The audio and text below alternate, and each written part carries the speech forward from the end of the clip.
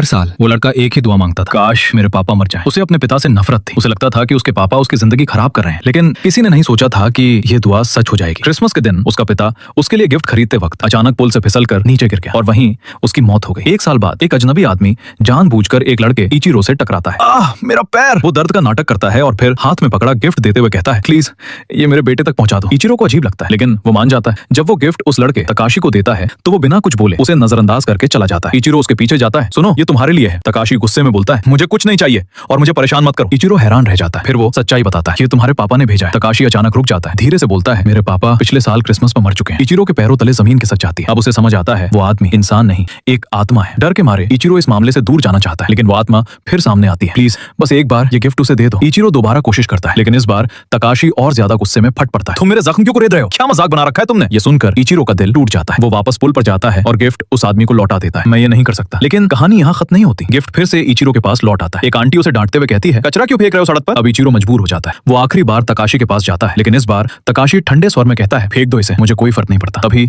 Ichiro एक अलग फैसला लेता है। वो गुस्से में गिफ्ट सीधे तकाशी की तरफ फेंक देता है। गिफ्ट हाथ से छूटकर जमीन पर गिरता है और खुल जाता है। अंदर से निकलता है एक बेसबॉल ग्लव, जिस पर कढ़ाई से लिखा होता है तकाशी। तकाशी के हाथ कांपने लगते हैं, आंखें भर आती हैं, उसका दिल तेजी से धड़कने लगता है। उसे कुछ याद आता है। दोनों उस दुकान पर जाते हैं। दुकानदार बताता है, तुम्हारे पापा रोज यहाँ आते थे, बस इस ग्लव को देखते रहते थे। आखिरकार क्रिसमस से 1 महीने पहले उन्होंने इसे बुक कर लिया। ये सुनकर तकाशी पूरी तरह टूट जाता है। उसे अपना बचपन याद आता है। हर साल वो यही गिफ्ट मांगता था, लेकिन गरीबी के कारण उसके पापा कभी दिला नहीं पाए। फिर वो दिन जब स्कूल में मैच था, इनाम में मिलने वाला था एक बेसबॉल ग्लव। तकाशी ने बहुत मेहनत की, उसे पूरा यकीन था कि वो जीतेगा, लेकिन उसी दिन उसके माता पिता को दादी को अस्पताल ले जाना पड़ा और उसे घर पर दुकान संभालनी पड़ी। पूरा दिन एक भी ग्राहक नहीं आया। जब उसके पापा वापस आए, तकाशी का गुस्सा फूट पड़ा। आप कभी मेरे लिए कुछ नहीं करते। और गुस्से में उसने वो शब्द कह दिए जो कभी नहीं कहने चाहिए थे, काश आप मर जाओ। ये उसके पिता के लिए आखिरी शब्द बन गए। अगले दिन उसे खबर मिली उसके पापा अब इस दुनिया में नहीं रहे। तब से वो खुद को माफ नहीं कर पाया। तभी एक हल्की सी हवा चलती है और उसके सामने उसके पापा की आत्मा दिखाई देती है। आंखों में आंसू लिए वो कहते हैं, मुझे माफ कर दो बेटा। तकाशी रोते हुए उनकी तरफ दौड़ता है और उन्हें गले लगा लेता है। नहीं पापा, माफी तो मुझे मांगनी चाहिए। दोनों रोते हैं। सालों का दर्द उस एक पल में बह जाता है और आखिरकार